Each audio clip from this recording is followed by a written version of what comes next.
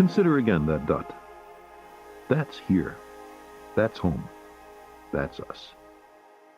On it, everyone you love, everyone you know, everyone you ever heard of, every human being who ever was, lived out their lives. I grew up catching tadpoles and climbing trees, and I've always had a very deep connection with nature that I've carried through my whole career. I live in the mountains. I have a wetland in the front of my house and a lake in the back. So all the critters come through while I'm working and underneath my office window. It keeps me very connected. I was born and raised in Guatemala, where nature was my playground. My best friends were bees and ants. I saw changes even from one year to the next. That was one of the reasons that I decided I was not only going to record and register what we were losing, but also find solutions that can actually tackle these drivers for change. Our posturings, our imagined self-importance, the delusion that we have some privileged position in the universe, are challenged by this point of pale light. Humans can't survive without nature. We think we can. We think we're adaptable and entrepreneurial and innovative, but without nature, there is no humankind. We actually need nature for our economies to function. We need pollinators, we need water, we get our food from nature, we get our disaster risk reduction comes from nature, and all of that interlinks. To think that they are separate doesn't make any sense. An example of when ecology and economy aren't working in tandem is when we do something like overfishing. In the short term, it makes perfect sense to take all the fish out of the sea and to eat up all the fish. But once you've done that, your wealth is gone and you cannot generate income or food from a basis of no wealth. The market doesn't tell us that there's no wealth. It only tells us about income. When you look at the economic growth of Thailand, our tourism sector is the most important sector where we can generate a lot of income. 20% of our GDP growth rate comes from tourism sector. I want people to look at it in terms of economic value and also in terms of the value of biodiversity and the services that it gives to our country. We have gone through a process where we've successfully managed to destroy most of the biodiversity. To be able to conserve the little biodiversity that we have left, and for us to be able to improve the current status of biodiversity, bearing in mind its connection to our economies and to our livelihoods, there is need for investment. Globally, biodiversity investments are falling short. There's hardly any information available how much financing we actually need for nature. And so this is why actually BioFin was created. We recognized in 2010 that we did not know how much countries were investing in biodiversity, nor did we know how much they needed. And therefore we didn't know the gap between what they're investing and what they needed. BioFin is a methodology that was designed to answer those questions.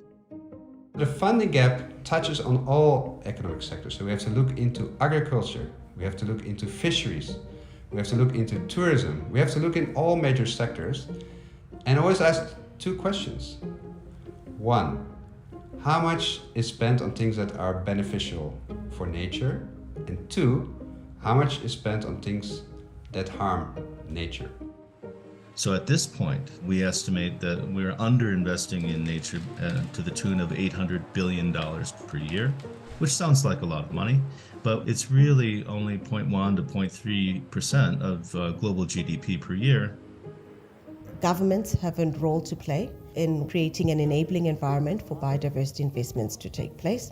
They have a role to play in allocating and tracking public investment and how it is being used to ensure that there is adequate financing towards biodiversity initiatives. Private sector also has a role to play in responsibility around how they invest, making sure that their investments are nature positive, and also having targeted investments in the biodiversity sector. Governments are approximately 20% of the global economy. If governments are the only entities that are investing in nature, we will surely lose this battle.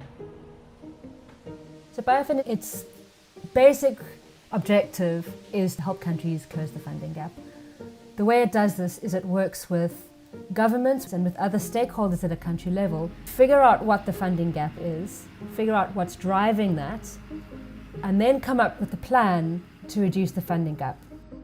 The Biodiversity Finance Plan is an implementation plan with prioritized biodiversity finance solutions, and we can prioritize those investments such that we can close the identified gap.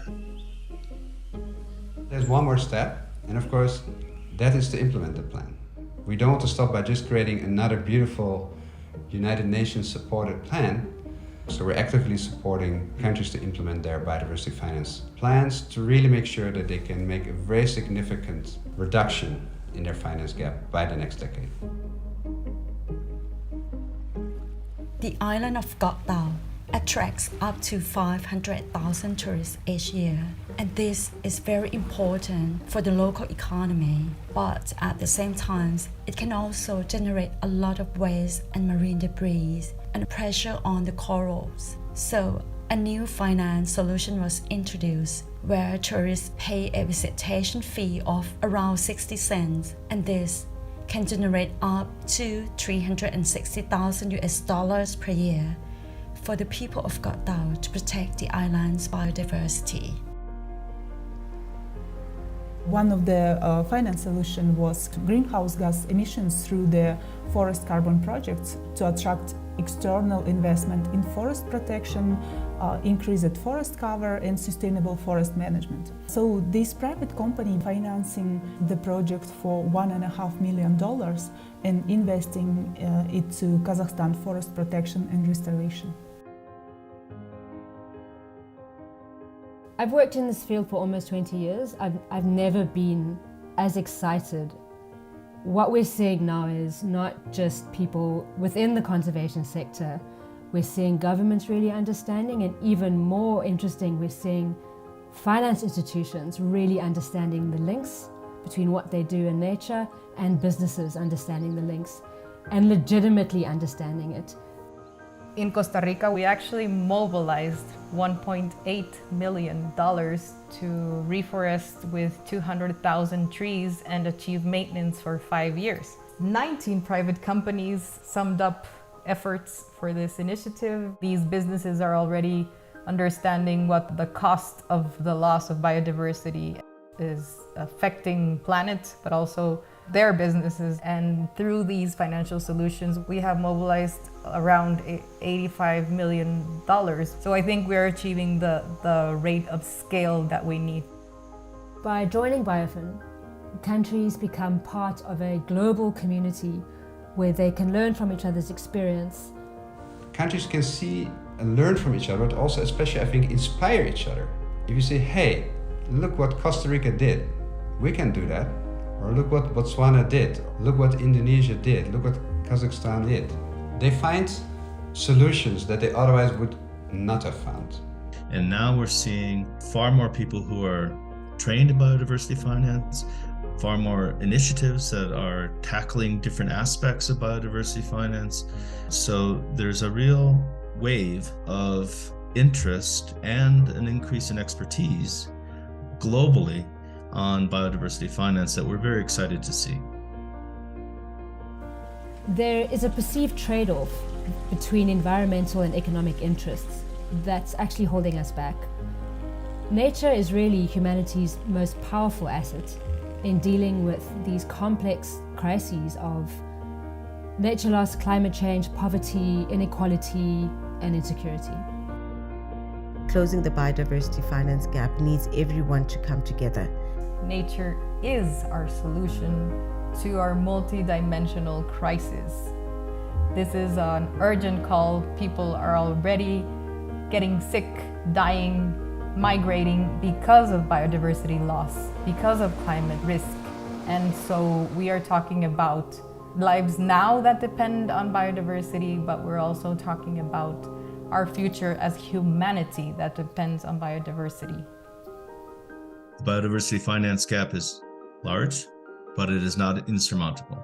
If we act now, we can ensure that our children's children will have the planet that we would like them to have.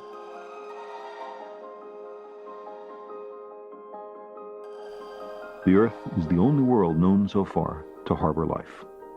There is nowhere else, at least in the near future, to which our species could migrate. Like it or not, for the moment, the Earth is where we make our stand. It underscores our responsibility and to preserve and cherish the pale blue dot, the only home we've ever known.